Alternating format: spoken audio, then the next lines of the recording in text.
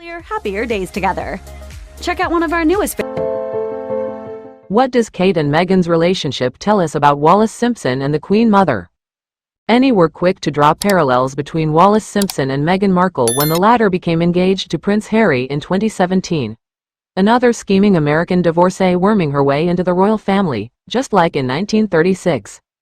By all outward appearances, it's safe to assume that Catherine, Princess of Wales, and Meghan, Duchess of Sussex, aren't precisely best friends. Towards one another as they walk,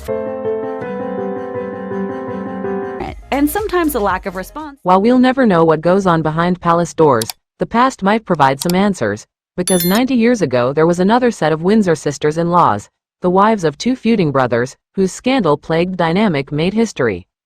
In 1936, the then King Edward VIII gave up his throne to Mary Simpson, the twice-divorced woman he loved.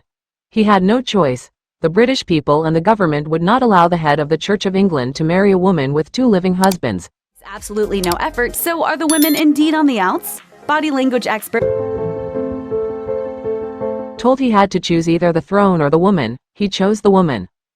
Prince Harry, on the other hand, was not king and not expected to be. By the time Meghan Markle met him, other royals had divorced and remarried. Yet ultimately Harry, too, felt he had to choose the woman he loved over the monarchy. And behind the scenes of both crises involving American women, happier days together. Check out one of our newest. Two demure English roses with spines of steel, Elizabeth Bowes-Lyon and Catherine Middleton. There are similarities, to be sure, between the two Americans, Simpson and Meghan. They are both women whose strength was a large part of their appeal to Windsor men starved for love. Both Harry and his great-great-uncle David, the former King Edward VIII, signaled that they felt like outsiders within the royal family. Two lean subtly in towards one another as they walk, and sometimes a lack of response. It's a fact that David felt he never had his mother's love. Harry was denied it with Diana's tragic death. Even before he met Simpson, David, as Prince of Wales, continually indicated his desire to modernize the monarchy, and he chafed at the traditions instilled by his father King George V. In his memoir, Harry was critical of the same. So each married an American woman who would have upended at least some of those traditions, had they been allowed to. Despite being ignored by Kate, who makes absolutely no effort, so are the women indeed on the outs? Body language expert. But they weren't. Labeled ambitious, conniving, scheming, both Simpson and Meghan were squeezed out of the royal family, and their men followed.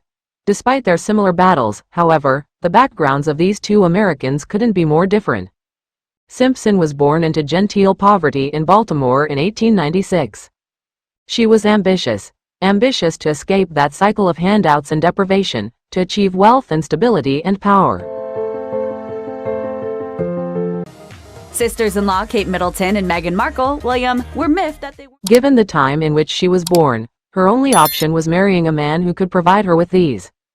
She was one smart lady. She studied the landscape, studied men, and was quick to take advantage of situations, such as when her good friend Thelma Furness asked her to take care of Thelma's lover, who just happened to be David, the Prince of Wales. Presented with an opportunity, Simpson pounced. Becoming the mistress of the Prince of Wales was about as high as an American divorcee could get in British society, and with his support, Just that there's been a rift ever since Megxit, when Meghan and by being snubbed. Simpson need never fear poverty again. But David made a huge mistake in believing he could marry whomever he desired.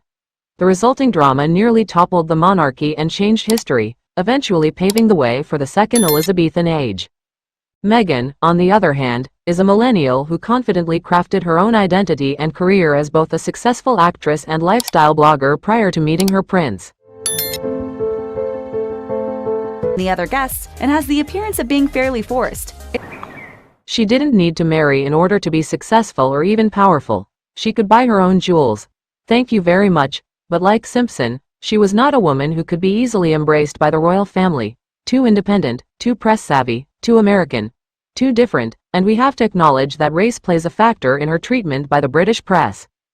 Both women, of course, have been vilified by that press, while their counterparts have not, at least not in the same manner.